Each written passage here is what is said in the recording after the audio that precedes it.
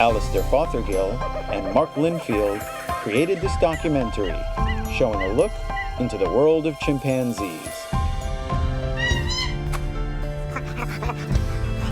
During 3 years in the jungles of Uganda and the Ivory Coast, we follow the lives of an ape family. Their story helps us understand their role in our global ecosystem. In Chimpanzee. Next up is Chimpanzee, the new documentary from Disney. Aaron, you have just seen it. I want to hear about this. Good, because I want to tell you about it. I want you to tell me about it. All right, so Chimpanzee is the new Disney nature documentary coming out on Earth Day, and it follows the story of Oscar, a baby chimpanzee, and his tribe. It deals with themes that resonate to a very large audience. We have the concept of loss, of family, of struggling to survive. The plot of the story follows Oscar's tribe warring against another tribe over this little nut grove in this forest. And about halfway through the film, Oscar's mother is actually killed by a leopard in the middle of the night after an attack from this warring tribe. So he's on the verge of death. No one's around to feed him. Nobody is taking care of him because all the other female chimpanzees already have kids. So he starts following the leader of this tribe. His name's Freddie.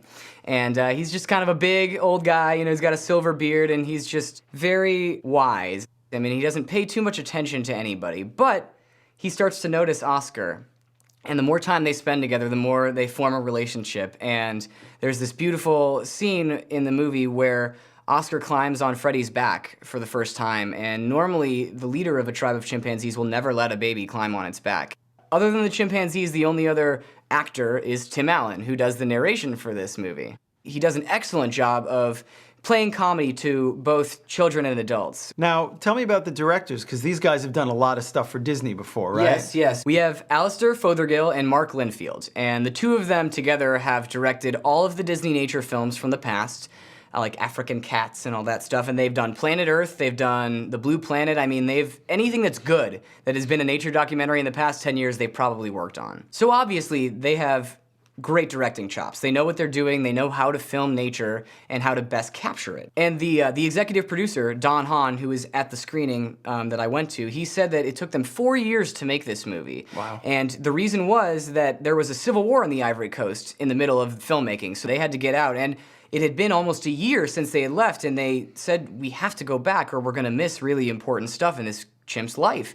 They brought in UN peacekeepers to make sure that they were okay for the last year of filming, and I've never heard of a movie that took so much time to make, and it's only 85 minutes long. Does this feel like a rough and raw documentary, or does it have that Disney polish to it? It's definitely got a little more polish than, the average doc, but there's a little bit of both. You get the sense that the directors and those people who were involved definitely had a hand in getting the chimpanzees to act a certain way. But on the whole, a lot of it's real. It's not so much about, look at these chimpanzees and in the conditions that they're in. It's look at this character, look at this story. Yeah. You mentioned that Freddie, the head of the ape clan, adopts Oscar. What are the ways that he teaches him to survive in this very dangerous world?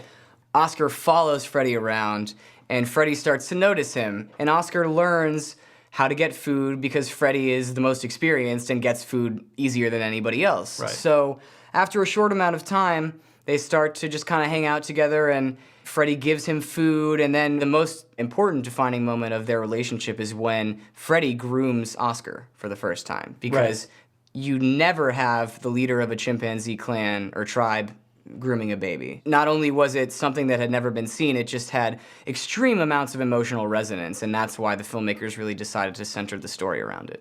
Although this is a stereotypical Earth Day movie, for a very broad audience of adults and children, it's great. I laughed, I cried, and smiled all in 85 minutes. It's a perfect movie to take the entire family to, so I say see it. To Earth Day. To Earth Day.